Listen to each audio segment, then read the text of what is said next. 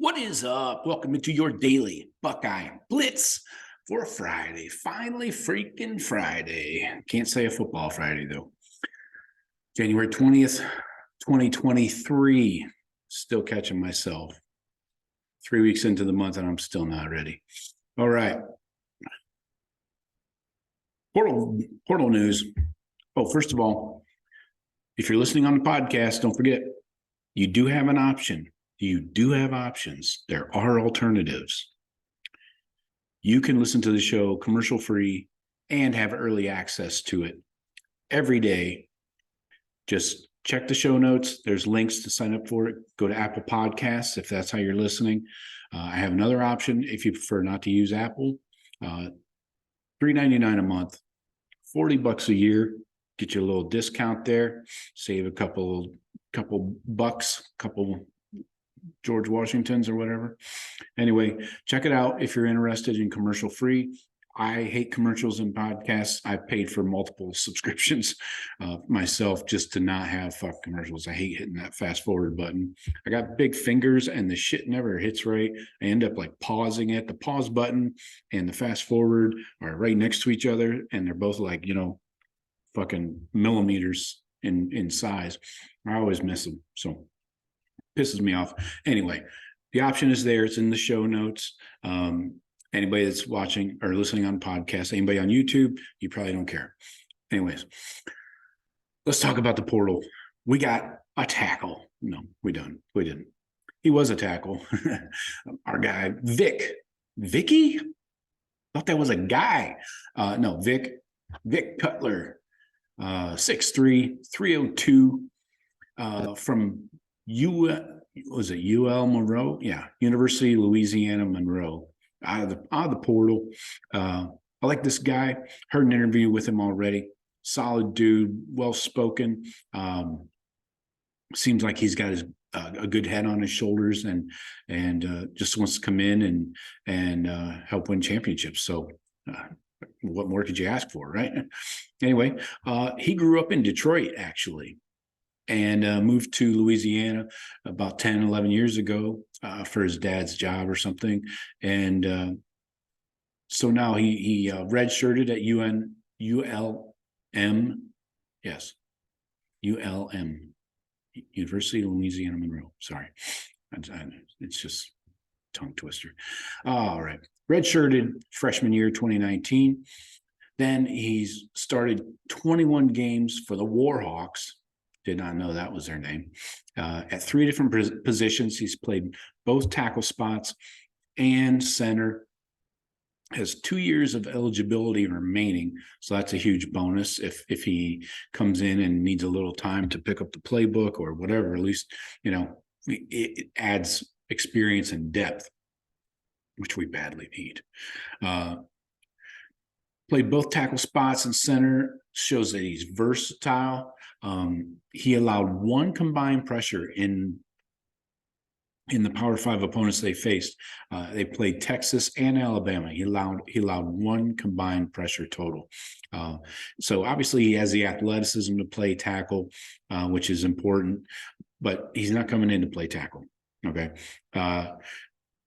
Fry says that the plan is for him to come in and play center.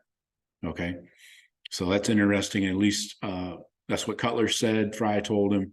So interesting there. Again, he comes in to provide depth, which we obviously need, because behind, we really didn't have anybody behind Whippler. Jacob James kind of could have been your second center, but Matt Jones really might have been the one to slide over for Luke Whippler had he gone out of a game.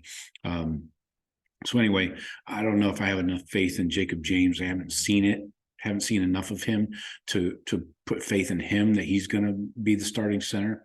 So it does kind of clear things up in the Matthew Jones slot. So he'll be staying at guard, assuming that Cutler can come in and play, start from day one. He is coming in this month. So he's coming in a little later in the semester, a week or two late. I don't know how that shit works academically, but I'm sure they can figure it out.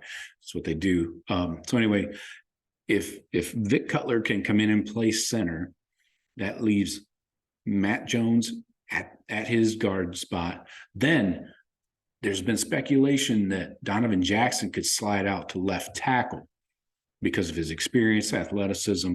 So if that happens, that gives you the ability to bring in Enoch Vamahi at that guard position vacated by Donovan Jackson. So then you got to assume Josh Fryer is the other right tackle.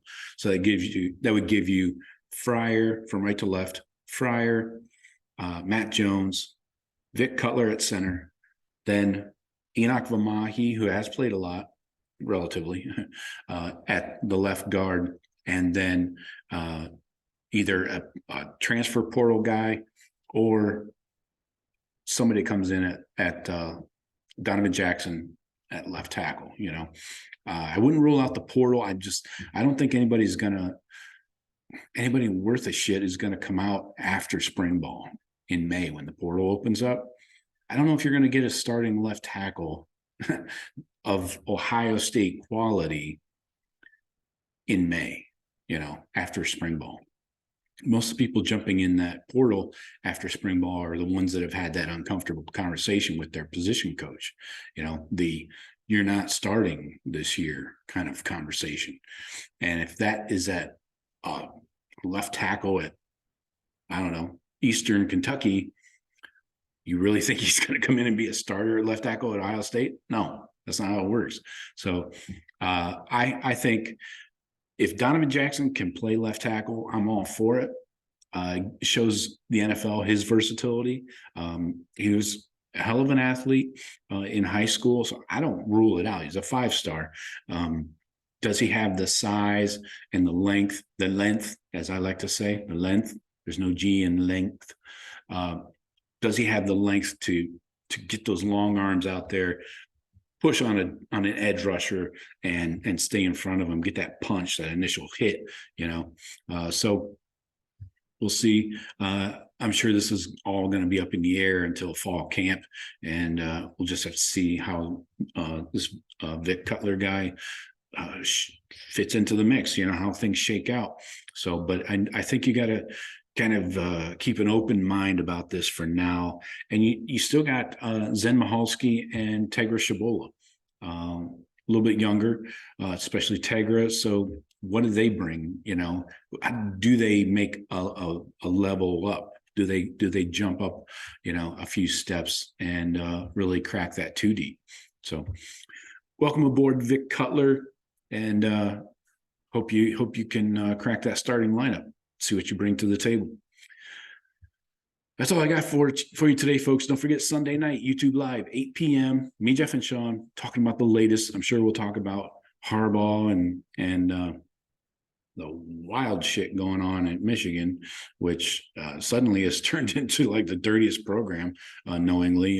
It's all below the surface, but Harbaugh not cooperating with the NCAA after lying to them, and all this shit. So we'll talk about Michigan and Harbaugh. We'll talk about, obviously, the Buckeyes pickups, and we'll come up with some other topics like some breakout stars or things like that. Let me know if there's any topics you'd like us to hit on, and I hope to see you Sunday night, YouTube Live, 8 p.m. Eastern. Talk to you later. Go Bucks.